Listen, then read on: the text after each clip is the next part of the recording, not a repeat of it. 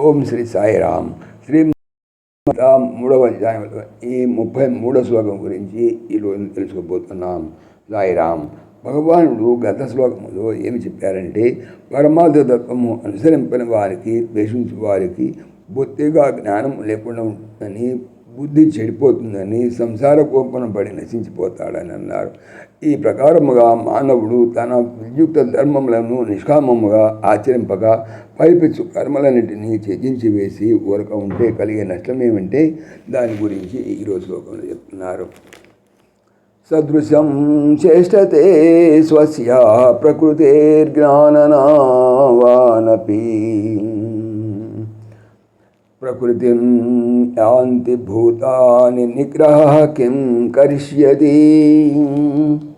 జ్ఞానవాన్ అపి, జ్ఞానవంతుడైనను, స్వస్యాహ తన యొక్క ప్రకృతికి అనగా స్వభావమునకు సదృశ్యం అనుగుణముగానే చేష్టతే ప్రవర్తించుతున్నాడు.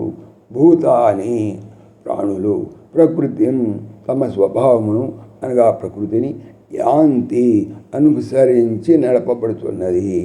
కాబట్టి నిగ్రహ నిరోధము, కిం కరిష్యతి ఏమి చేయగలదు. తాత్పర్యం, జ్ఞానవంతుడైనను అనగా శాస్త్ర పాండిత్యము లేక లౌకిక జ్ఞానము కలవాడైనను తన ప్రకృతికి అనగా జన్మాంతర సంస్కారము లేనటువంటి స్వభావానికి అనుగుణంగానే ప్రవర్తిస్తున్నాడు. ప్రాణులు తమ ప్రకృతి అనుసరించి నడుస్తున్నవి కావున ఇక నిగ్రహం ఏమి చేయగలదు. జై సాయి శ్రీ సాయిరామ్. ఓం దేవకీ నందనాయ విద్మహే వాసుదేవాయ ధీమహి తన్నః కృష్ణ ప్రచోదయాత్. ఓం సర్వం శ్రీకృష్ణార్పణమస్తు. జై శ్రీకృష్ణ. జై జై శ్రీకృష్ణ. ఆత్మీయులకు మనవి, శ్రీకృష్ణ పరమాత్మ ఈ ఛానల్తో పాటుగా అనంత మహిమల శ్రీ సత్యసాయి అనేటువంటి మరొక యూట్యూబ్ ఛానల్ చేయిస్తున్నారు. దీనికి సంబంధించిన లింకు డిస్క్రిప్షన్లో చూడవచ్చు. జై శ్రీకృష్ణ. జై జై శ్రీకృష్ణ.